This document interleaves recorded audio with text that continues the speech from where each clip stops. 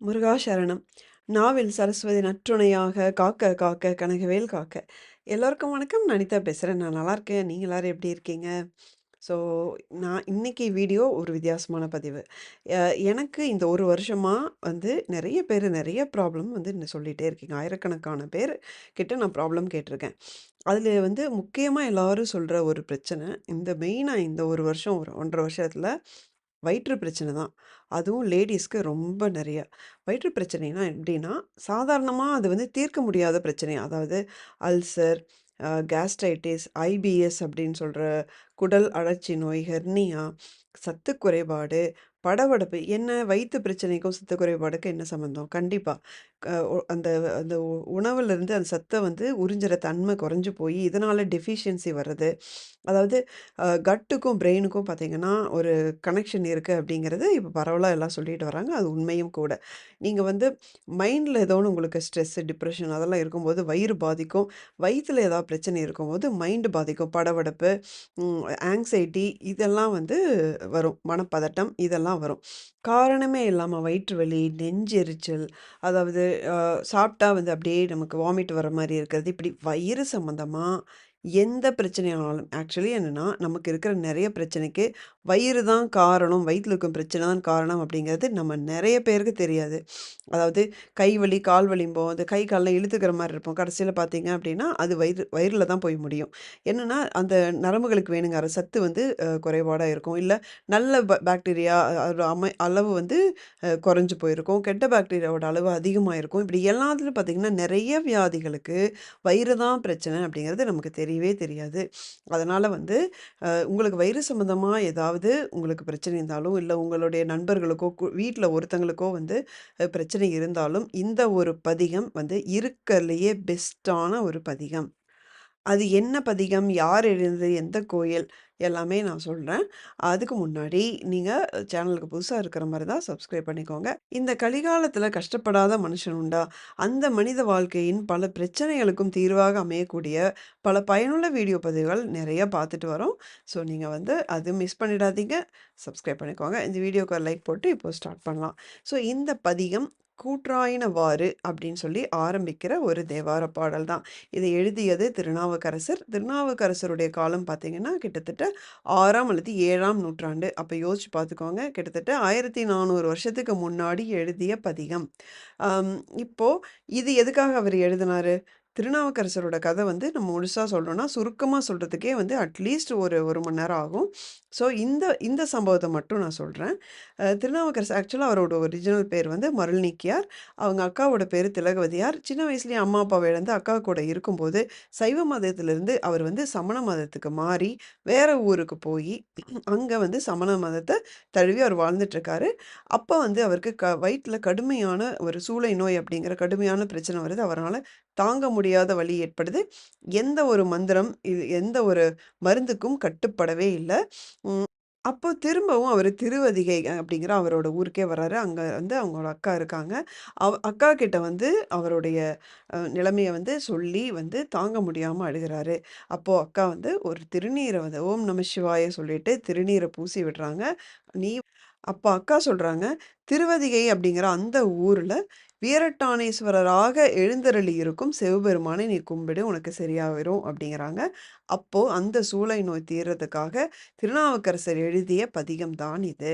அதுக்கப்புறம் அப்போது அவருடைய வயிற்று பிரச்சனை வந்து கம்ப்ளீட்டா சரியாச்சு. ஸோ அந்த பதிகத்த தான் இப்போ நம்பி நம்ம பாராயணம் செய்யும்போது வயிற்று பிரச்சனை தீருகிறது அப்படிங்கிறது நெறைய பேர் பார்த்த ஒரு விஷயம். நான் இந்த 1 1/2 வருஷமா வயிற்று பிரச்சனையோட வந்து கடுமையான போராடிட்டு இருக்கும்போது, எனக்கு இப்போ ஒரு சில மாதங்களா இத நான் வந்து டெய்லியும் அதாவது முடிஞ்ச அளவுக்கு பாராயணம் பண்றேன். பண்ணும்போது எனக்குள்ள என்னோட வயித்து பிரச்சனை என்னோட கண்ட்ரோலுக்கு உள்ள வர்ற மாரி எனக்கு அந்த உணர்வு வந்து ஏற்படுது. அதனால தான் வந்து இது எல்லாருக்கும் சொல்லணும் அப்படின்னு நெனச்சேன். ஏன்னா சப்ஸ்கிரைபர்ஸ் என்கிட்ட நெறைய சொல்ற ப்ராப்ளம் எல்லாமே அல்சர், கேஸ்ட்ரைட்டிஸ், வயித்து பிரச்சனைகள் தான். அதனால கண்டிப்பா இது எல்லோருக்கும் சொல்லணும் அப்படின்னு தோணுச்சு.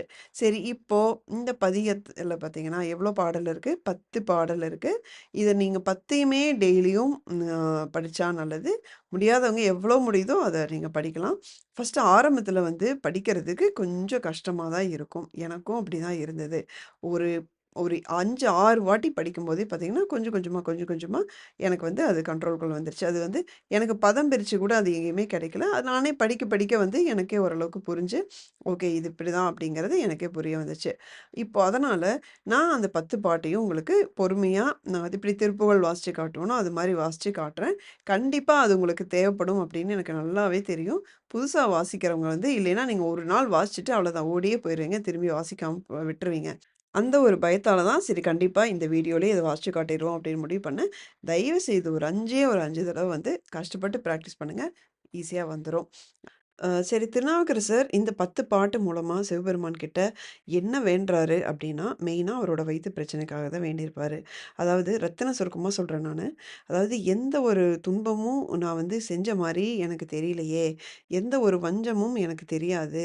அப்டி இருக்கும்போது எனக்கு இந்த வயித்து பிரச்சனை என்ன போட்டு உள்ள உறுப்புகளெல்லாம் சுண்டி இழுக்கிற மாரி என்னால வலி தாங்கவே முடியல. இந்த சூளை நோய எனக்கு தீர்த்து அருள் புரிஞ்சீங்க அப்டின்னா, இனிமே காலமெல்லாம் உங்களுடைய காலடியில தான் இருப்பேன். உங்களுடைய நாமத்தை சொல்றத தவிர எனக்கு வேற வேலையே இல்ல. எனக்கு ஒரு எந்த துன்பம், இன்பம் வந்தாலும் உங்களுடைய அந்த நாமத்த நான் மறக்கவே மாட்டேன்.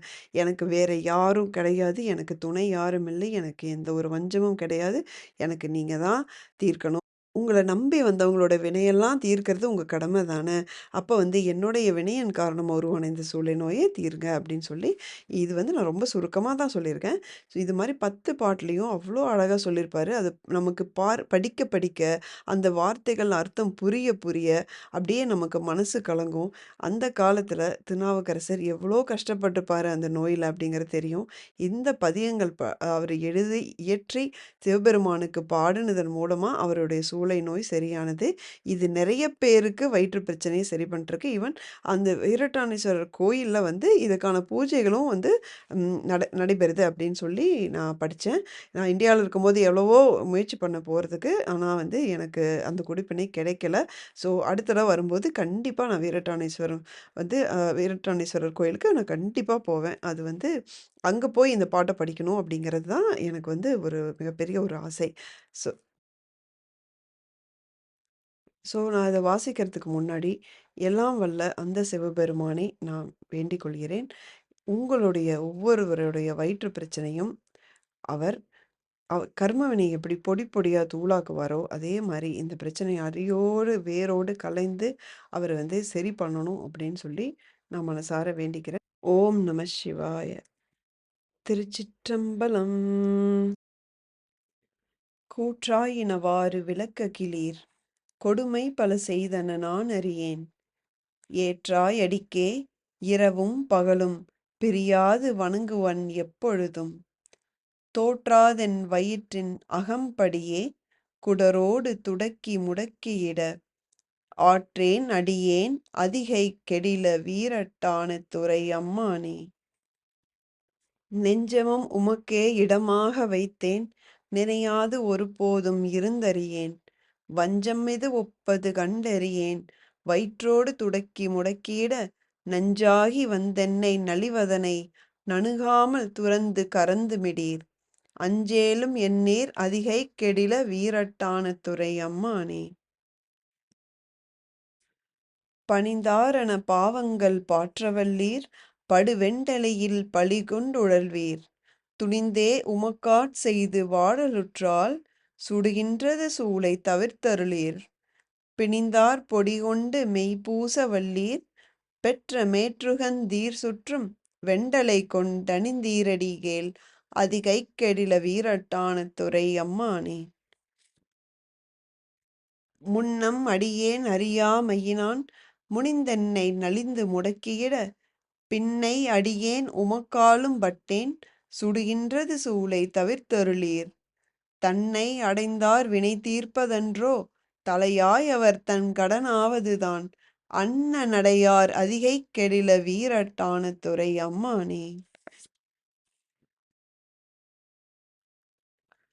காத்தால் பவர்காவல் நிகழ்ந்தமையால் கரை நின்றவர் கண்டு கொளென்று சொல்லி நீத்தாய கயம்புக நுக்கிட நிலைகொள்ளும் வழித்துறை ஒன்றறியேன் வார்த்தையிது ஒப்பது கேட்டறியேன் வயிற்றோடு துடக்கி முடக்கிட ஆர்த்தார் புலனார் அதிகைக் கெடில வீரட்டான துறை அம்மானே. சலம் பூவோடு தூபம் மறந்தறியேன் தமிழோடிசைப்பாடல் மறந்தறியேன் நலந்தீங்கிலும் உன்னை மறந்தறியேன் உன் நாமம் என் நாவில் மறந்தறியேன் உளந்தார் தலையிற் படிகொன்றுழல்வாய் உடல் உள்ளுறு சூளை தவிர்த்தருள்வாய் அளந்தேன் அடியேன் அதிகைக் கெடில வீரட்டான துறை அம்மானே.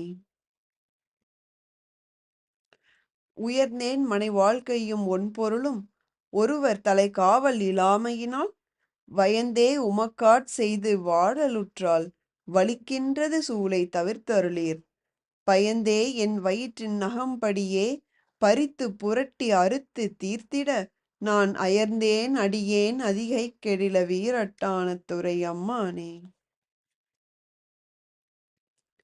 வலித்தேன் மனை வாழ்க்கை மகிழ்ந்தடியேன் வஞ்சம் மனமொன்று இலாமையினால் சலித்தால் ஒருவர் துணையாருமில்லை சங்க வெண்குழை காதுடை எம்பெருமான் கலித்தே என் வயிற்றின் நகம்படியே கலக்கி மலக்கிட்டு கவர்ந்து தின்ன அழுத்தேன் அடியேன் அதிகைக் கெடில வீரட்டான துறை அம்மானே. பொன்போல மிளிர்வதோர் மேனியினீர் புரிபுன் சடையீர் மெலியும் பிறையீர் துன் பேக வலைப்பிணி என்றவற்றை நணுகாமற் துறந்து கறந்துமிடீர் என் போலிகளும்மை இனித்தெளியார் அடியார் படுவது இதுவே ஆகில் அன்பே அமையும் அதிகைக் கெடில வீரட்டான துறை அம்மானே. போர்த்தாயங்கோர் ஆணையின் ஈருரித்தோள் புறங்காடரங்கா நடமாட வல்லாய் ஆர்த்தானரக்கன்றனை மால்வரை கீழ் அடர்த்திட்டருள் செய்வது கருதாய் வேர்த்தும் புரண்டும் விழுந்தும் எழுந்தால் என் வேதனையான விலக்கியிடாய் ஆர்த்தார் புனல் சூழ் அதிகைக் கெடில வீரட்டான துறை அம்மானே. திருச்சிற்றம்பலம். இந்த பாட்டை நம்பிக்கையோட டெய்லியும் அந்த வீரட்டானேஸ்வரர் சிவபெருமான மனசுல ஒரு நிமிஷம் நினைச்சிட்டு ஒரு சிவலிங்கத்தை மனசுக்குள்ள நீங்க கொண்டு வந்துட்டு இந்த ஒரு 10 பாடலையும் படிக்கிறதுக்கு ஒரு ரொம்ப கம்மியான டைம் தான் ஆகும். உங்களுக்கு ப்ராக்டிஸ் ஆயிடுச்சுன்னா ஒரு சில நிமிஷம் தான் வரும். அது டெய்லி ஒரு தடவையாவது நீங்க நம்பிக்கையோட நீங்க படிங்க. உங்களுடைய கர்ம வினைகள் இப்போ ஒரு வயிற்று பிரச்சனையா வெளிப்பட்டு உங்கள துன்புறுத்திட்டு இருக்கு. அந்த கர்ம வினையை அழிக்கக்கூடிய அந்த பல்லாம் வல்ல அந்த பரம்பொருள் சிவபெருமான். அந்த சிவபெருமான உருகி நினைச்சு நீங்க வேண்டுங்க. டெய்லியும் வயிற்றுலயும் சரி, நெத்திலையும் சரி கை நிறைய விபூதி எடுத்து நீங்க இட்டுட்டு வாங்க. இந்த பாட்டை பாடுனதுக்கப்புறம். கண்டிப்பா இது உங்களுக்கு ஒரு நல்ல ஒரு தீர்வை கொடுக்கும் அப்படின்னு சொல்லிட்டு எனக்கு நம்பிக்கை இருக்கு. ஏன்னா எப்பவுமே நிறைய விஷயங்கள் என்னோட சொந்த அனுபவத்திலேருந்து தான் சொல்லுவேன். அதே மாதிரி தான் இதுவும். அதனால கண்டிப்பா இத செய்யுங்க. உங்களோட பிரச்சனை ஒரு கண்ட்ரோல்க்குள்ள உள்ளுக்குள்ள உங்க கைக்குள்ள வர்றத நீங்க ஃபீல் பண்ண முடியும் கண்டிப்பா. உங்கள மாரி நெறைய பேருக்கு உங்களுடைய அதாவது இந்த மாரி வயித்து பிரச்சனை இருக்கிறது உங்களுக்கு கேள்விப்பட்டிருப்பீங்க. அதுக்கு அவங்களுக்கெல்லாம் இது நீங்க கண்டிப்பா ஷேர் பண்ணுங்க. புண்ணியமா போகும். ஸோ இந்த வீடியோ பிடிச்சிருந்தா லைக் பண்ணுங்க. இது சம்மந்தமா ஏதாவது கேள்வி இருந்தாலும் நீங்க கமெண்ட்ல கேளுங்க. சேனலுக்கு சப்ஸ்கிரைப் பண்ணிக்கோங்க. அடுத்த வீடியோல பார்க்குற வரைக்கும் ஓம் நம சிவாய! ஓம் சரவண பவ! முருகா சரணம்!